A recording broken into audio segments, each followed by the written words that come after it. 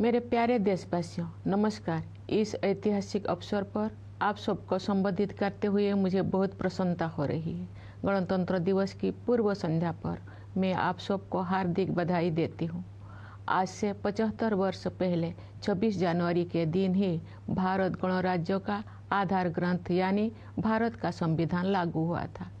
लगभग 3 वर्ष के विचार विमर्श के बाद संविधान सभा ने 26 नवंबर 1949 के दिन संविधान को अंगीकृत किया था।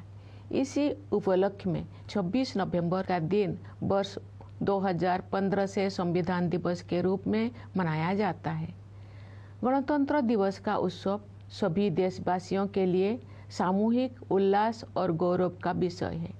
ये कहा जा सकता है कि किसी राष्ट्र के इतिहास में 75 साल का समय पलक झपकने जैसा होता है, लेकिन मेरी विचार से भारत के पिछले 75 वर्ष के संदर्भ में ऐसे बिल्कुल नहीं कहा जा सकता है। ये अकालखंड है जिसमें लंबे समय से सोई हुई भारत की आत्मा फिर से जागी है और हमारा देश विश्व समुदाय में अपना समुचित स्थान प्राप्त करने के लिए अग्रसर हुआ है।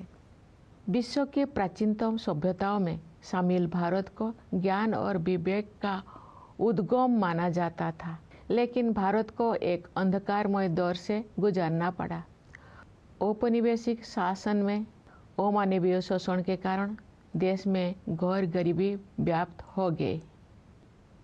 आज के दिन सबसे पहले हम उन शूरवीरों को याद करते हैं जिन्होंने मातृभूमि को विदेशी शासन की बेड़ियों से मुक्त करने के लिए बड़ी से बड़ी कुर्बानी दी। उनमें से कुछ स्वाधीनता सेनानियों के बारे में लोग जानते हैं, लेकिन बहुतों के बारे में उन्हें जानकारी नहीं थी।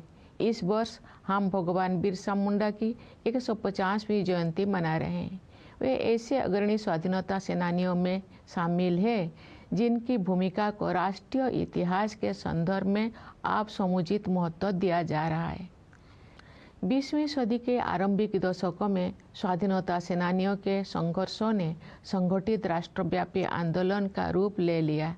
देश का सौभाग्य था कि महात्मा गांधी, रविंद्रनाथ टैगोर और बाबा साहेब आम्बेडकर जैसे महान विभूतियों ने हमारे देश के लोकतांत्रिक मूल्यों को फिर से जीवंत बनाया। न्याय, स्वतंत्रता, समता और बंधुता केवल सैद्धांतिक अवधारणाएं नहीं है, जिनका परिचय हमें आधुनिक युग में प्राप्त हुआ है। ये जीवन मूल्य तो सदा से हमारी सभ्यता और संस्कृति का अंग रही है। नव स्वाधीन भारत के संविधान और गणराज्य के भविष्य को लेकर जो आलोचक संदेह व्यक्त करते थे, उन लोगों को इन्हीं जीवन मूल्यों के बल पर पूरी तरह से गलत सिद्ध किया जा सका। भारत के गणतांत्रिक मूल्यों का प्रतिबिंब हमारी संविधान सभा की संरचना में भी दिखाई देता है। उस सभा में देश के सभी हिस्सों और सभी समुदायों का प्रतिनिधित्व था।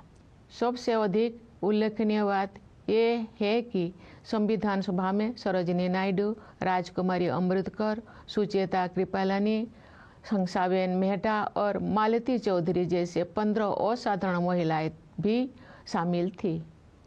दुनिया के कई हिस्सों में जो महिलाओं की समानता को एक सुदूर आदर्श समझा जाता था, तो भारत में महिलाएं राष्ट्र की नियति को आकार देने में सक्रिय योगदान दे रही थी।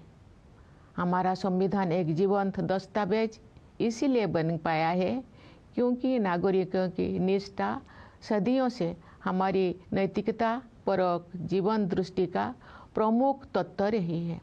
हमारा संविधान भारतवासियों के रूप में हमारी सामूहिक अस्मिता का मूल आधार है, जो हमें एक परिवार की तरह एकता के सूत्र में पिरोता है। पिछले 75 वर्षों से संविधान ने हमारी प्रगति का मार्ग प्रशस्त किया है।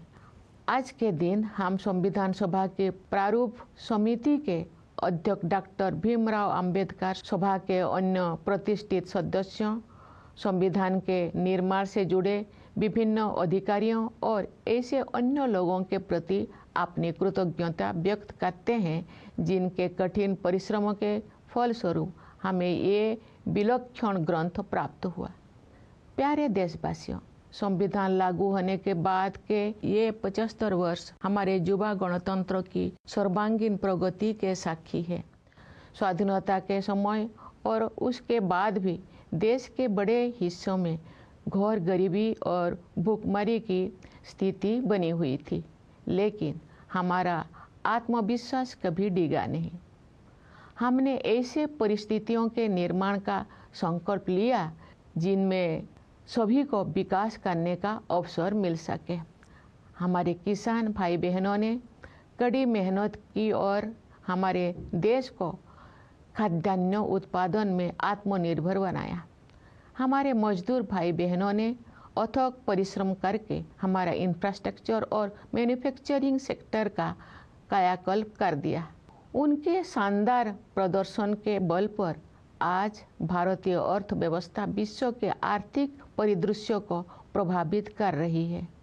आज का भारत अंतर्राष्ट्रीय मंच पर नेतृत्व की स्थिति हासिल कर रहा है। संविधान में निर्धारित रूपरेखा के बिना ये व्यापक परिवर्तन संभव नहीं हो सकता था। हाल के वर्षों में आर्थिक विकास की दर लगातार ऊंची रही है, जिससे हमारे युवाओं के लिए रोजगार के अवसर पैदा हुई है।